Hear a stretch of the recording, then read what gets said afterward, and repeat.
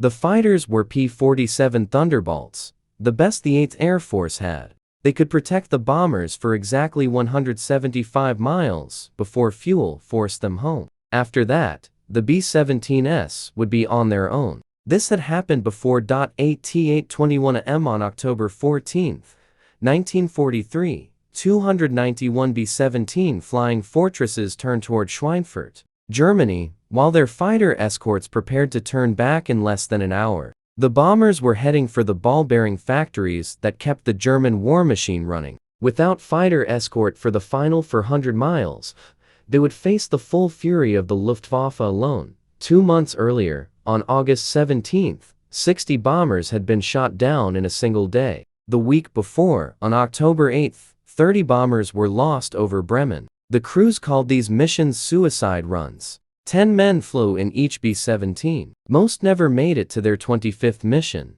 The problem was not courage. American bomber crews were flying into hell every day, facing fighters, flak, and temperatures that dropped to 40. The problem was not the bombers themselves. The B-17 was tough, heavily armed with 13 .50 caliber machine guns. The problem was distance. Germany's vital targets lay deep inside the Reich, 800 miles from England. No American fighter could fly that far and still fight when it got there.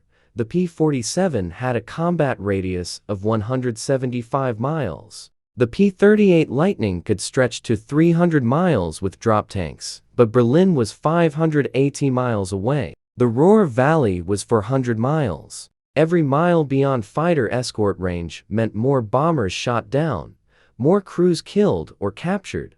The United States Army Air Forces had spent years believing bombers could defend themselves. The doctrine said massed formations of B-17s, bristling with machine guns, would create such devastating fields of fire that enemy fighters could not get through. This theory was written by men who had never seen a Focke-Wulf 190 diving at 400 miles per hour. Cannons Blazing. It was written before anyone understood what happened when 100 German fighters attacked 40 bombers with no escort. On October 14, the P-47 escorts turned back near Aachen, their fuel exhausted. The bombers flew on alone. What happened next would go down in history as Black Thursday.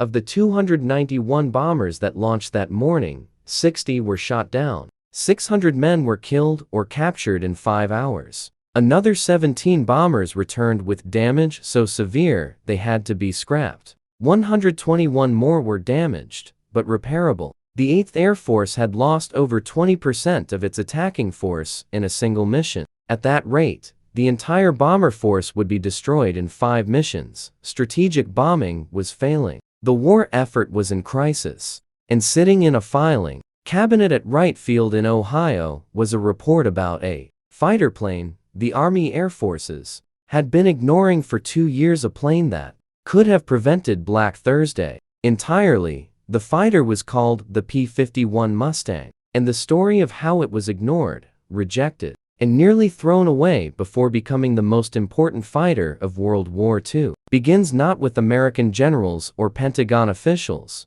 but with a British purchasing commission and a company president who made a promise no one thought he could keep.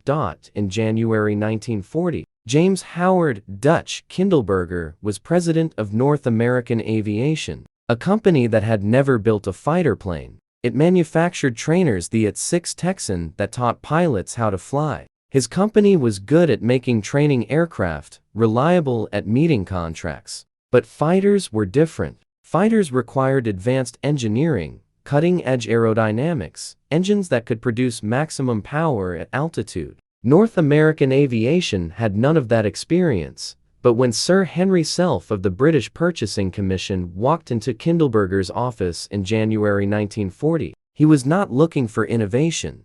He wanted Kindleberger to build Curtiss P-40 fighters under license. Britain needed planes immediately. France had fallen. The Battle of Britain was coming. The Royal Air Force was desperate for anything that could fly and fight. The P-40 was not a great airplane. It was adequate. It could fight at low altitude, but struggled above 15,000 feet. Its Allison engine elixed supercharging for high-altitude performance. But Britain needed numbers, not perfection. Kindleberger listened to Self's proposition and made a counter-offer that seemed insane. He said North American could design and build a completely new fighter that would be better than the P-40. He could do it in 120 days. From blank paper to flying prototype and for months. Self thought Kindleberger was either lying or delusional. No one could designate build a new fighter that fast. The British Purchasing Commission gave him 120 days to prove it. If he failed, they would take their money elsewhere. What Self did not know was that North American's chief designer, Edgar Schmued, had been sketching a revolutionary design for months. Schmued was a German immigrant who had come to America in 1931. He was self-taught, brilliant, obsessed with aerodynamic efficiency. Born in 1899 in Hornbach, Germany, Schmued had served as an aircraft mechanic in World War I with the Austro-Hungarian aviation troops. After the war, he worked for Faller in Brazil before immigrating to the United States. He joined North American Aviation in 1936 after a brief stint with Belenka. Schmued had a unique design philosophy. He believed that every component of an aircraft should serve multiple purposes. A structural member should also be an aerodynamic surface. A cooling duct should also produce thrust. A fuel tank should also be a structural element. This philosophy of integrated design would make the Mustang the most efficient fighter of World War I. For 2 years, Schmued had been working on an idea for a fighter with laminar flow wings, a new concept that could reduce drag by 20%. He had studied the mistakes of existing fighters, the P-40, the P-39, the early Spitfires. He knew exactly what was wrong with them and how to fix it. The P-40's radiator hung below the fuselage, creating enormous drag. The P-39's engine was mounted behind the pilot, causing balance problems. The Spitfire's elliptical wings were beautiful, but difficult to manufacture. Schmued would avoid all these mistakes. When Kindleberger promised the British a new fighter, Schmued already had the design in his head. He just needed to build it. The challenge was not just technical, but organizational. North American had never built a fighter. The company's engineers were experienced with trainers and bombers, not high-performance combat aircraft. Schmued had to train his team while designing the plane, teaching them the principles of fighter design while racing against the 120-day deadline. Schmued assembled a team of engineers: Raymond Rice, Larry Waite, Ed Hawk, Archester. Rice handled structural design, creating the innovative multi-section fuselage that could be assembled quickly. Waite managed systems integration, ensuring that hydraulics, electronics, and controls worked together seamlessly. Hawk calculated the aerodynamics, spending 18-hour days with a slide rule verifying that Schmued's intuitive designs would actually work. Chester designed the power plant installation, figuring out how to mount the Allison engine for perfect balancing cooling. They worked 18-hour days, 7 days a week. They ate at their desks, slept in the factory. While Britain fought for survival, and France collapsed, 5 men in California were said to create a fighter from nothing. The pressure was enormous. If they failed, Britain might lose the war. If they succeeded, they would create something that had never existed before. A fighter that could be mass-produced like a car, but perform like a thoroughbred.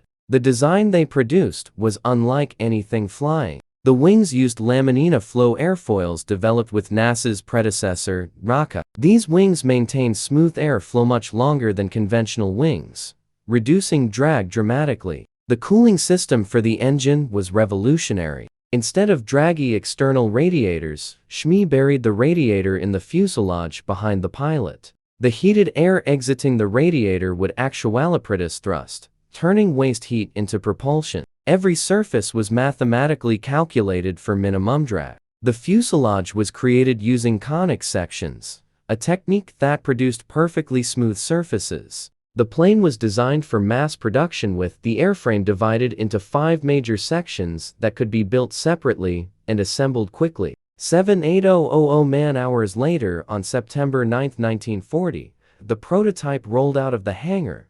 They had beaten the deadline by 18 days. The Na-73X, as it was designated, was beautiful.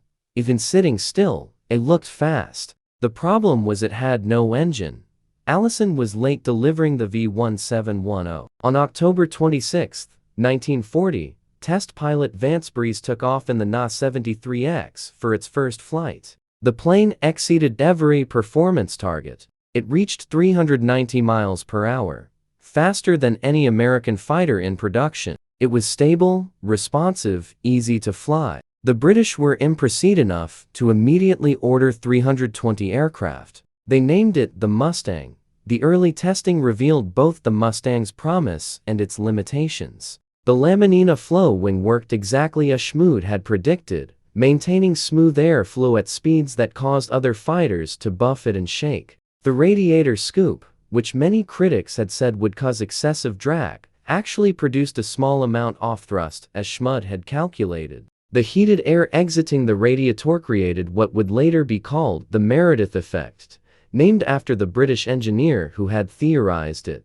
but never successfully implemented it. But there were problems. The Allison engine, excellent at low altitude, wheezed and gasped above 15,000 feet. Its single-stage supercharger simply could not compress enough air at high altitude. While a Spitfire could fight effectively at 25,000 ft, the Mustang struggled above 15. Flying at 50 feet above the English Channel to avoid German radar, Mustang pilots would cross the French coast at maximum speed, strafe German airfields, attack trains, shoot up truck convoys, then race home before German fighters could intercept them. These missions were dangerous but effective. They forced the Germans to maintain fighter defenses across the entire coast, diluting their strength. On May 10, 1942, Flying Officer Hollis Hills of No. 414 Squadron became the first Mustang pilot to shoot down a German aircraft, a Faller Wolf 190 over France. By August,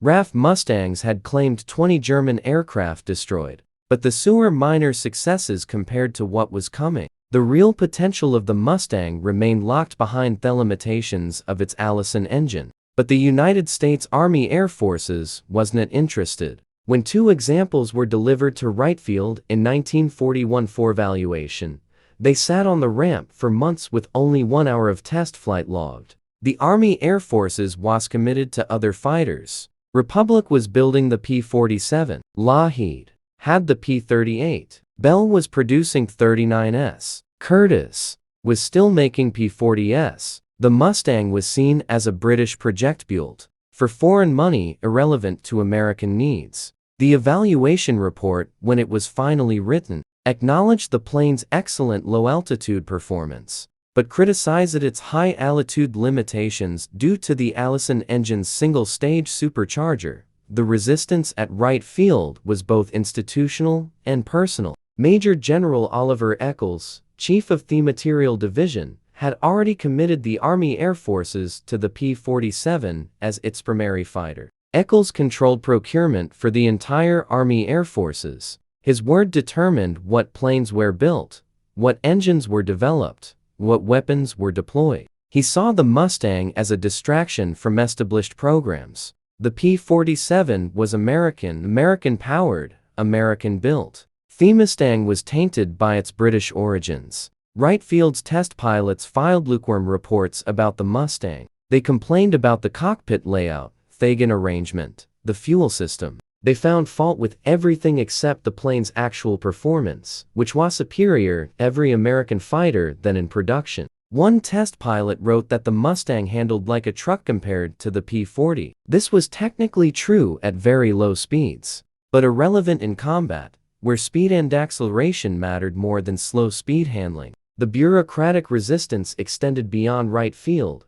General Henry Arnold, commanding general of the Army Air Forces, initially showed no interest in the Mustang. He was focused on heavy bombers, believing that strategic bombing would win the war. Fighters were seen as defensive weapons, necessary but not decisive. Arnold's staff reflected his priorities. They allocated resources to bomber production, bomber bases, bomber crews.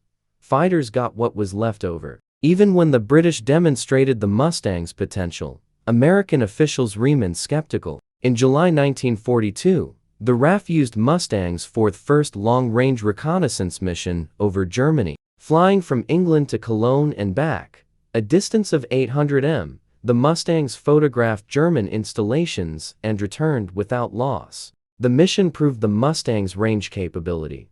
Wright Field's response was to order more reconnaissance versions, not fighters. The Army Air Forces ordered no Mustangs for combat.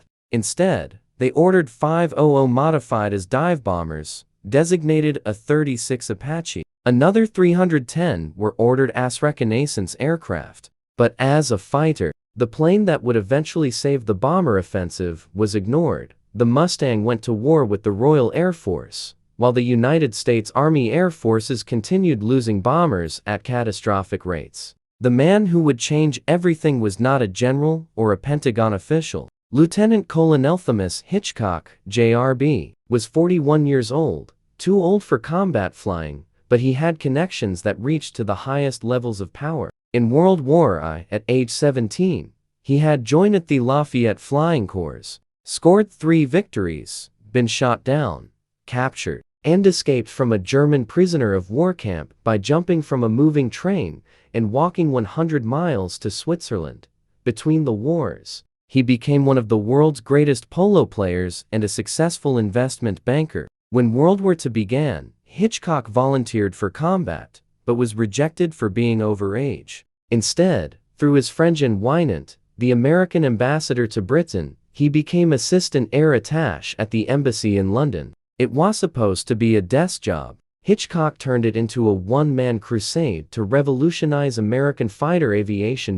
In April 1942, Ronald Harker, a test pilot for Rolls-Royce, flew a Mustang for the first time. He was astonished by its performance at low altitude, its range, its handling. But above 15,000 ft, the Allison engine wheezed and struggled. Harker had an idea that seemed obvious in retrospect, but revolutionary at the time. Put a Rolls-Royce Merlin engine in the Mustang. The Merlin had a 2-stage supercharger that maintained power to 3,000 ft. It powered the Spitfire and Lancaster bomber. If it could be fitted to the Mustang, it would create the ultimate fighter. Rolls-Royce began converting 5 Mustangs to Merlin power in June 1942. The first flew in October. The results were spectacular. The Merlin-powered Mustang reached 440 miles per hour at 30,000 ft, 100 mph, faster than the Allison version. At that altitude, it could climb to 2,000 ft in 6 minutes. It had the range to fly to Berlin and back. When Hitchcock saw the test results, he knew immediately what they meant. This was the plane that could save the bomber offensive. This was the fighter that could win the air war. But when he reported the results to Washington, the Army Air Forces was not interested. The Mustang was still seen as a British project. The United States had already committed to the P-47 and P-38. Pentagon officials did not want to disrupt production for an unproven hybrid design. Hitchcock was stunned by the rejection. American bombers were being slaughtered for want of escort fighters, and the solution was sitting right in front of them. The military bureaucracy could not see past its own prejudices and institutional inertia. Wright Field. The Army Air Forces Testing Center was committed to American designs with American engines.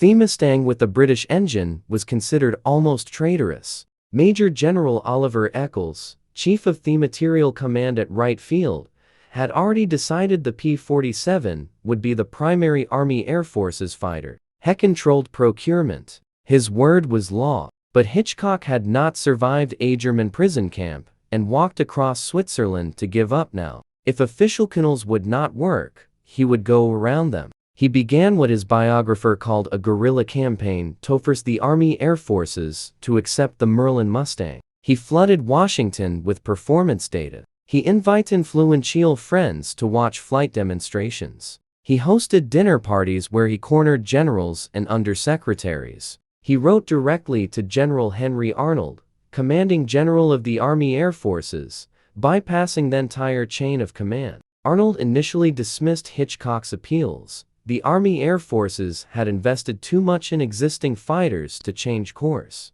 But Hitchcock had one advantage. He knew Robert Lovett, the Assistant Secretary of War for Air Lovett and Hitchcock had flown together in World War I. When Hitchcock flew to Washington in November 1942, he went straight to Leavitt's office. He brought the test data from Britain, photographs of the Merlin Mustang, performance charts showing its superiority to every American fighter. Lovett understood immediately. He had been watching the bomber loss rates. He knew the strategic bombing campaign was failing without long-range escort. Lovett confronted Arnold directly. The bomber losses were unsustainable. The 8th Air Force was being bled white. Either they found a long-range escort fighter, or the daylight bombing campaign would have to be abandoned. Arnold, under pressure from above and below, finally relented. In November 1942, ordered 2,200 P-51 Mustangs with Packard-built Merlin engines.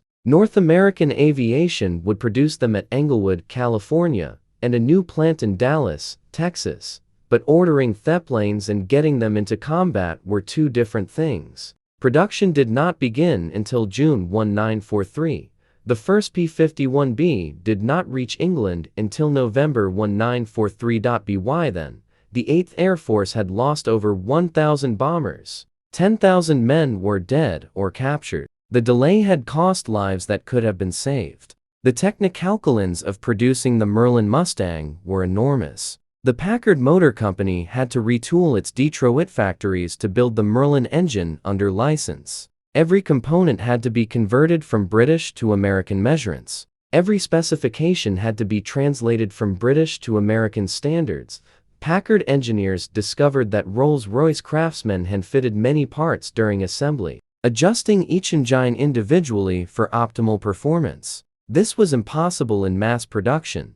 Packard had to redesign components for interchangeability while maintaining the engine's performance. The first Packard Merlin, designated V1650, came off the production line in August 1942. It produced 1,490 horsepower at takeoff and maintained power to 30,000 ft. When installed in the Mustang airframe, it transformed the aircraft's performance. The top speed increased from 390 miles per hour to 441 mph.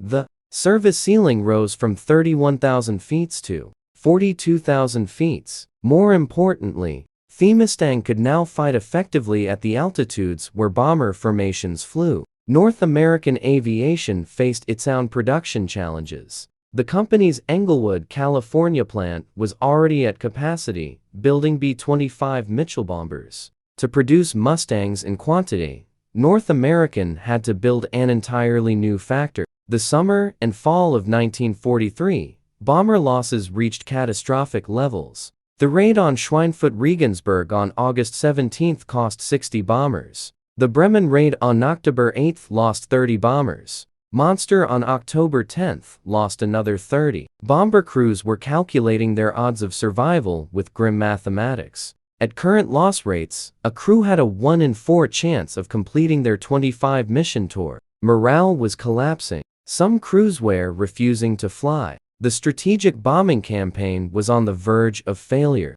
The 354th Fighter Group was the first unit to receive Merlin-powered Mustangs. They were based at Boxted, Essex. The pilots had been flying P-39s, a mediocre fighter that was nicknamed the Flying Coffin. When they saw their new P-51Bs, they could not believe the difference. The acceleration was incredible. It climbed like a rocket. At 25,000 ft, where the P-39 could barely function, the Mustang was just getting started. The first escort mission with P-51 Mustangs was flown on December 5, 1943, to Army, France. It was a short mission, well within P-47 range, intended to test the new fighters. They performed flawlessly. On December 13, Mustangs escorted bombers to Kiel, Germany, for 100 meters from base. For the first time, American fighters were providing protection deep into German airspace.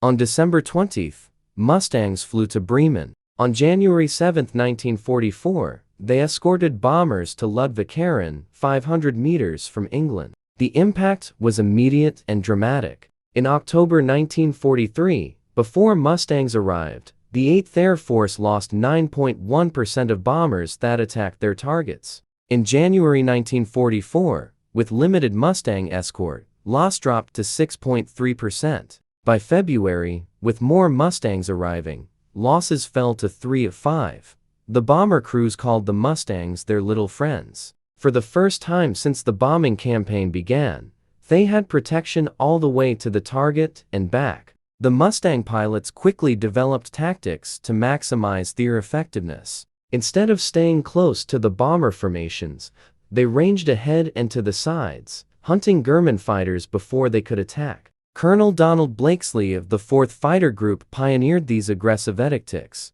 He told his pilots to forget about defensive flying, attack everything, chase the Germans to thyrofields, shoot them down while landing, make them afraid to take off. The results were devastating for the Luftwaffe. Major James Howard of the 354th Fighter Group single-handedly defended an entire bomber formation on January 11, 1944, alone. Separated from his squadron, Howard attacked 30 German fighters. He shot down 4, probably destroyed 2 more and damaged 2 others. For 30 minutes, he was the only fighter defending the bombers. He received the Medal of Honor for his actions. Captain Don Gentile of the 4th Fighter Group became known as Ace of Aces, flying his Mustang named Shangri-La. Gentile shot down 21.8 German aircraft in air combat and destroyed 6 more on the ground. His wingman, Lieutenant John Godfrey, shot down 18 aircraft.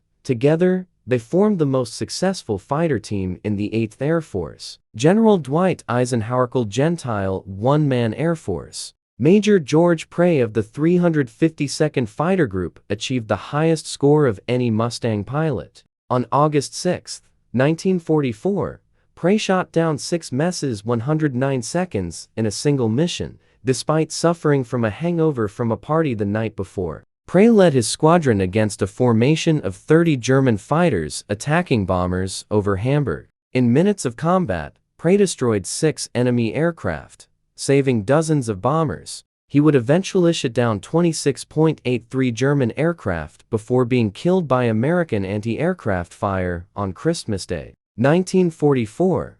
A tragic case of friendly fire, but the real revolution came on March 4, 1944. On that date, the first American fighters appeared over Berlin. 68 Mustangs escorted 660 B-7 and B-24 bombers to the German capital. The psychological impact on both sides was enormous. Hermann Göring, head of the Luftwaffe, later said, "When I saw Mustangs over Berlin, I knew the war was lost." The technical reasons for the Mustang's superiority were straightforward. With internal fuel and drop tanks, it could fly 1,300 meters. T-47, even with maximum external fuel, could only manage 600 meters. The Mustang could cruise at 325 miles per hour while using less fuel than a P-47 used at 250 mph. At T-25,000 feet, the Mustang was 50 miles per hour faster than a P-47 and 70 miles per hour faster than a Messerschmitt Bf-109. More importantly, the Mustang changed the entire nature of the air war. Previously, American fighters had been defensive, protecting bombers from attack. The Mustang was offensive. After escorting bombers to the targets, Mustangs would drop to low altitude and strafe German airfields, destroying planes on the ground. They would hunt German fighters trying to land, catching them when they were low on fuel and ammunition. They would patrol German training areas, shooting down instructors and students before they could become operational pilots. By April 1944, the Luftwaffe was losing more planes than it could replace. More critically, it was losing experienced pilots faster than it could train new ones. In April and May 1944, the Luftwaffe lost 800 fighters and 600 pilots. The Mustang was not just protecting bombers, it was destroying the Luftwaffe's ability to fight. The German pilots who survived these encounters spoke with a mixture of respect and fear about the Mustang. Major Wilhelm Guth of Jägerschwadron 26 recalled, "We could no longer predict where the American fighters would be. They were everywhere above us, behind us, waiting at our airfields. The Mustang had the range to follow us anywhere. We had lost control of our own airspace. Lieutenant General Adolf Galland, commander of German fighter forces, understood the implications. The Mustang was not just another fighter. It was a strategic weapon that neutralized Germany's geographic advantage. For 3 years, the heart of Germany had been protected by distance. Allied fighters could not reach Berlin, Munich, or the vital industrial areas of the Ruhr. German factories could produce Japans in relative safety. German training bases could prepare new pilots without interference. The Mustang destroyed that sanctuary. Galland tried to adapt German tactics to counter the Mustang threat. He ordered pilots to avoid combat unless they had numerical superiority. He concentrated fighters around key targets, hoping to overwhelm the escorts with mass attacks. He developed new formations designed to break through fighter screens. Nothing worked. The Mustangs were too fast, too numerous, too aggressive. They hunted in packs, covering each other, never giving German pilots an opening. The technological risk was equally futile. Germany rushed development of jet fighters. The Messerschmitt Tu-162 and Arado Tu-34. These aircraft were faster than Mustangs in level flight, but they were unreliable, short-ranged, and vulnerable during takeoff and landing. Mustang pilots quickly learned to patrol Germanjet bases, catching the jets at their most vulnerable moments. Lieutenant Urban Drew of the 361 Street Fighter Group shot down 2 Messerschmitt Tu-162 jets in a single mission on October 7, 1944, proving that even Germany's wonder weapons were not immune to the Mustang. The production battle was even more one-sided. In 1944, North American Aviation produced 5,700 Mustangs. Germany produced 2,800 fighters of all types. The mathematical reality was inescapable. For every German fighter destroyed, America could produce 2 replacements. For every German pilot killed, America had 3 ready to take his place. The Luftwaffe was not just losing the air war, it was being systematically anthemical.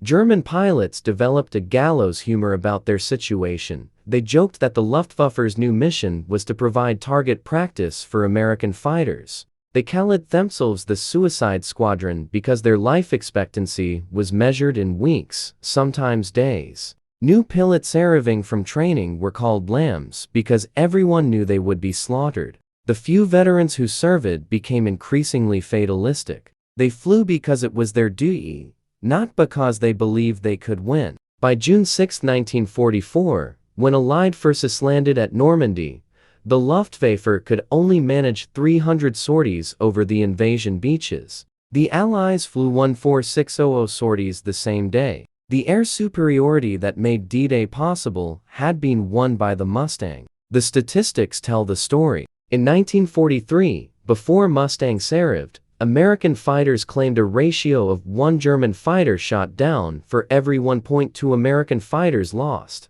By early 1944, with Mustangs operating in numbers, the ratio changed to 4 German fighters shot down for every Mustang lost. By the end of the war, Mustang pilots had destroyed 4,950 enemy aircraft in aerial combat and 4,131 on the ground. The ground attack missions were particularly devastating. After escorting bombers to their targets, Mustangs would drop to treat upheaval and hunt targets of opportunity. They destroyed locomotives, stopping German supply trains. They strafed truck convoys, preventing reinforcements from reaching the front. They attacked airfields, destroying planes before they could take off. On a single mission on April 16, 1944, Mustangs destroyed 135 German aircraft on the ground. The impact on German pilot training was catastrophic. Before the Mustang arrived, new Luftwaffe pilots received 200 hours of flight training before entering combat.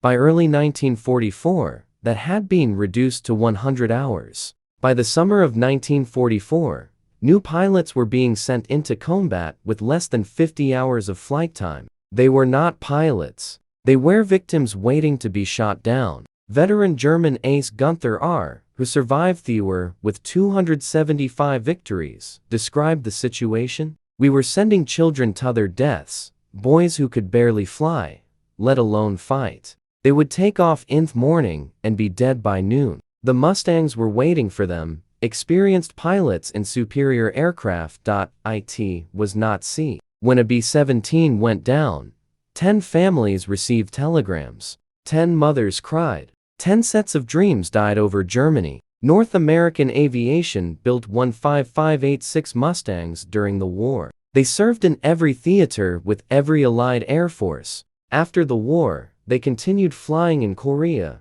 during the Israeli War of Independence, and in dozens of other conflicts. The last military Mustangs were retired by the Dominican Air Force in 1984. Today, about 300 Mustangs still exist, with half still flying. They are preserved not as weapons, but as reminders of what almost was not. In the Pacific Theater, Mustangs arrived late, but proved equally dominant. Based Onewima, Mustangs escorted B-29 Superfortresses to Japan. A round trip off 1,500 miles. They shot down Japanese fighters.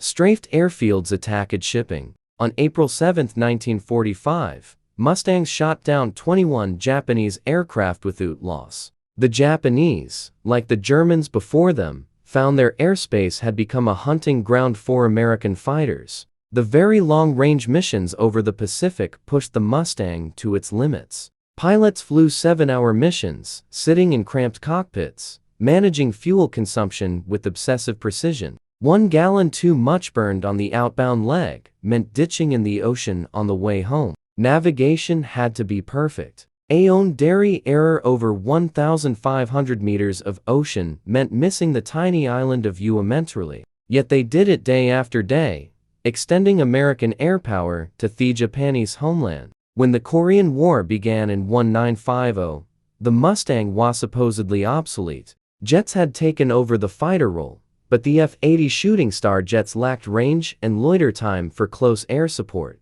The Mustang, now designated F-51, was recalled to service. Flying from rough airstrips in Korea, Mustangs provided close air support for United Nations ground forces. They could carry rockets, bombs, and napalm, loiter over the battlefield for hours, and put ordnance precisely where needed. The Mustang's last combat missions were flown by the South African Air Force in Korea in January 1953. It was a fitting end. The plane that had been ignored, rejected, and nearly discarded had outlasted its critics and competitors. It had served longer, flown farther, and destroyed more enemies than any other American fighter of its generation. The Mustang succeeded not because of the system, but in spite of it. It survived bureaucratic hostility, institutional prejudice, and willful blindness. It became the greatest fighter of World War II.